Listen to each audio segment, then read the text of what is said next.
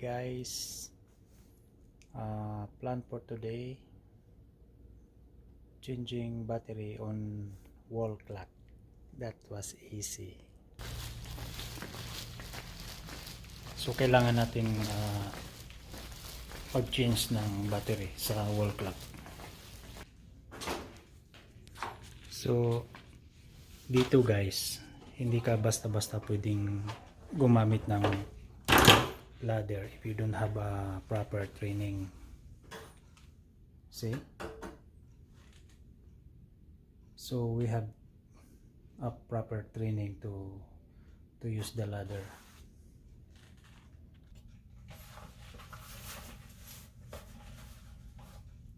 New battery.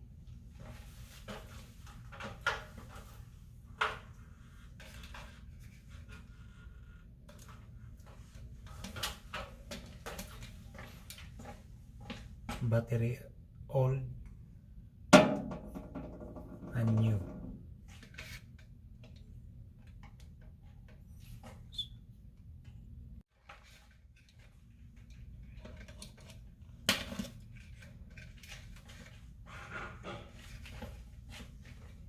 This is 1028.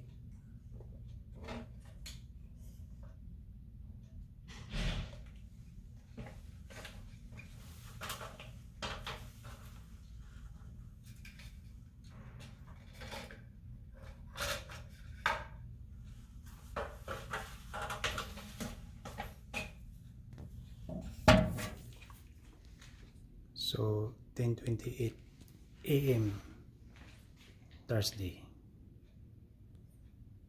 North American Central Time. So I'm here in food room guys to change the wall clock battery. Look at that. See? So every wall clock I have to change the battery 3 times a year, you know. So that's how we do process.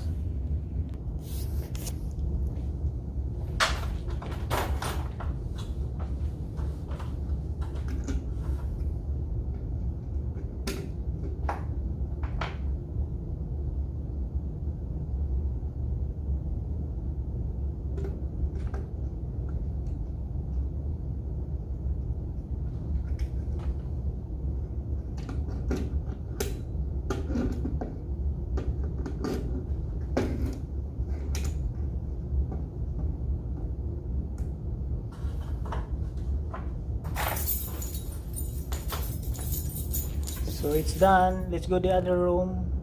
So this battery or this clock, it's too dead. Look at that. The time is 1, I don't know, PM or whatever. But right now the time is 10:34 morning of July 30, 2020. So let's get it on to change the battery.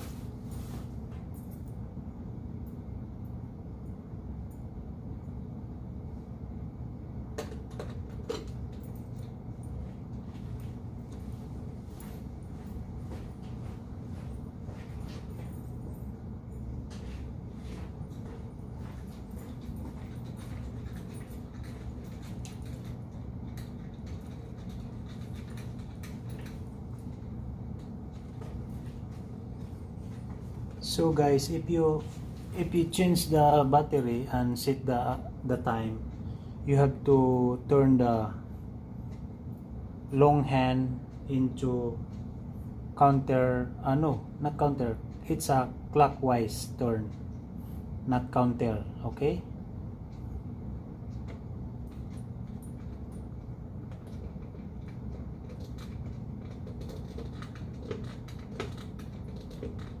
So 10:36 in the morning.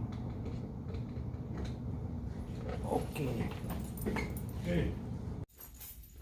Okay guys, let's go to other area. This is the main hallway. The TMS's. So this one, another. Actually guys, ang oras ay 11:14, but this wall clock tells you 11:18 in the morning. So the battery is not good.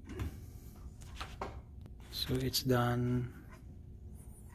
This is the hey guys, my daughter's memorial award, scholarship award. And just you know guys, we have a recycled battery, you know. So look, this one battery. So, throw them out, battery. Goodbye.